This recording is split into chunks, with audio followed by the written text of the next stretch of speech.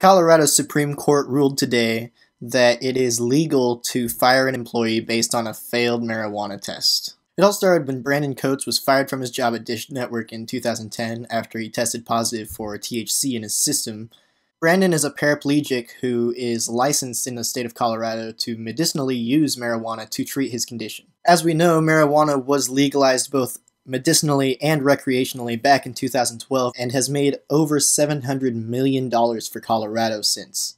Brandon claims that he actually never smoked weed while on the clock, but DirecTV says that because of their zero tolerance policy for drugs, it does not matter because marijuana is still federally illegal. As many know, traces of marijuana can be left in the system for weeks after actually using the substance. It could be in your skin, in your hair, in your urine, in your bloodstream, in your saliva, whatever. And so because of this, the Colorado Supreme Court ruled that it was a lawful move on Dish Network's part to terminate Brandon's employment based on a failed THC drug test. It's nothing new to fire a person based on drug use. That happens all the time, especially in, like my state, Idaho, where marijuana is still illegal. That stuff happens. But it's almost understandable in a state like Idaho, even though I don't believe marijuana should be illegal. It's kind of understandable because it's illegal to fire a person based on using it because it is an illegal substance. In this case,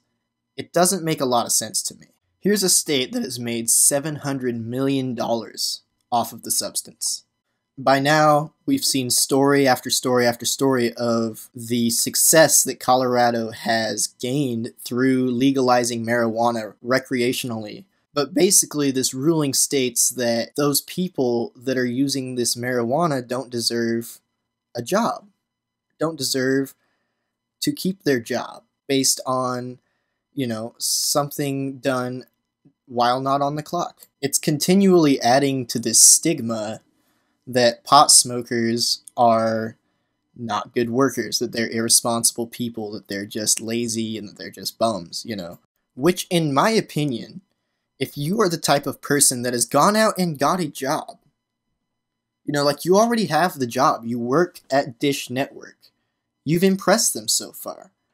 If they're gonna fire you, shouldn't they fire you over a work-related issue? I mean, if you were to fire somebody over not showing up when they were supposed to show up at the job, that's the issue right there.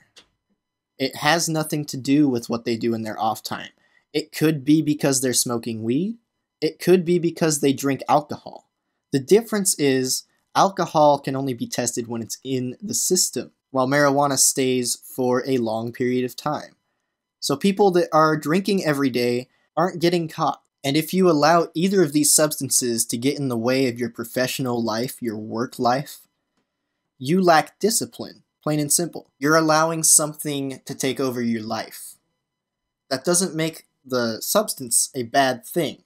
If you play too many video games and you don't get a job and you just fuck off all the time, that is a lack of discipline on your part. It isn't a problem in the video games. And it's the same thing for pot. As far as this guy is concerned, he wasn't just a pothead that was getting high to get high and have fun. He was a licensed medicinal marijuana user. 22 other states other than Colorado allow medicinal marijuana to patients. That's literally almost half the country allowing medicinal marijuana use to ease pain, to ease symptoms. Almost every application I've ever filled out has stated the phrase, "We are an equal opportunity employer." And they list all of these things that they are not going to base their decision on. Things that should be in there: race, age, sexuality, gender, disability. But you're going to literally deny employment or fire somebody for treating their disability legally. It's no secret that in this country, we have a prescription drug problem. And people are strung out on prescription drugs all over the place.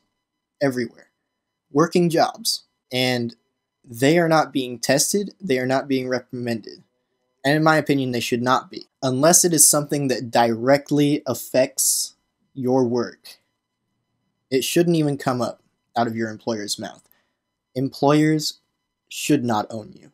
Period. I'm the Rock and Roll Reverend. Thanks for watching the whole video. I hope you liked it. If you did like it, please like, share, subscribe, and comment. And I'll see you guys next time.